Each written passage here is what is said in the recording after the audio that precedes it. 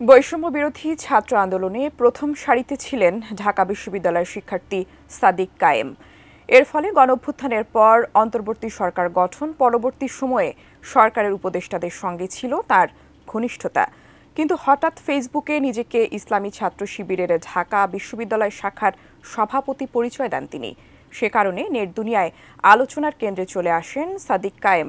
এরপরই একে একে বেরিয়ে আসতে থাকে শিবিরের বিভিন্ন নেতাকর্মীর পরিচয়। এদিকে শিবিরকে ভালো বলে আখ্যা দিলেন ঢাবির এক শিক্ষিকা। সেই সঙ্গে তার ব্যাখ্যাও দিলেন তিনি। কি সেই ব্যাখ্যা, বিস্তারিত শেখ ফরিদের রিপোর্টে।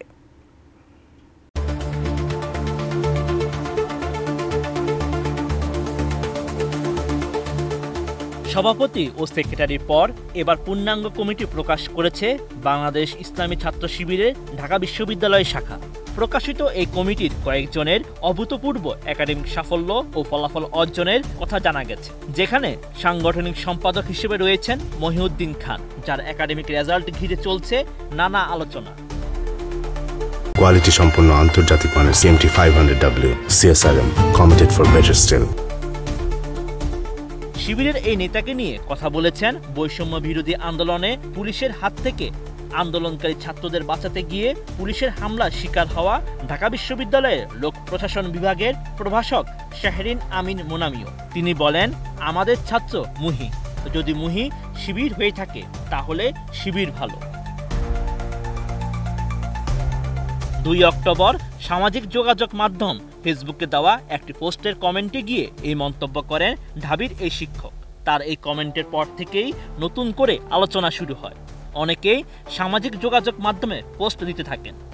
যদিও বিষয়টি ব্যাখ্যা করে একটি স্ট্যাটাস দিয়েছেন শাহরিন আমিন মুনামি। তিনি লিখেন, সম্প্রতি আমার একটা বক্তব্য নিয়ে ভিন্নভাবে উপস্থাপন করা হয়েছে বলে আমি আমার দিক থেকে বিষয়টা ব্যাখ্যা করার তাগিদ অনুভব করছি। আমার কোনো শিক্ষার্থী কি সংগঠন করে বা কোন মতাদর্শের, সেটা আমার কাছে কখনো মুখ্য নয়। আমি ওটা নিয়ে কোনো চিন্তাও করি না। ব্যক্তিগতভাবে আমি নিজেও কোনো রাজনৈতিক দল বা সংগঠনের সাথে জড়িত নই।